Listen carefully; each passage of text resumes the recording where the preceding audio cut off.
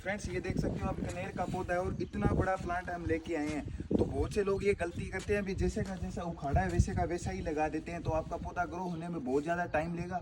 आप इसकी जितनी भी ऊपर से बड़ी बड़ी ब्रांचेस देख रहे हो ना, उसको ऐसे इस प्रकार से सभी ब्रांचेस को आप प्रून कर दीजिए, फिर इसको लगाइए आप। तो मैं इसकी सभी ब्रांचेस प्रून करके लगा के फिर दिखाता हूँ आपको। चला दे। वो तो कोई नहीं, इसी वीडियो बहुत बनाई है। ये देख सकते हो फ्रेंड्स, इसकी जो मेन जो ब्रांचेस थी वो सारी की सारी हमने कट कर दी और 2-3 ब्रांचेस छोटी हुई है, अपना पौधा है वो अच्छे से ग्रो होगा।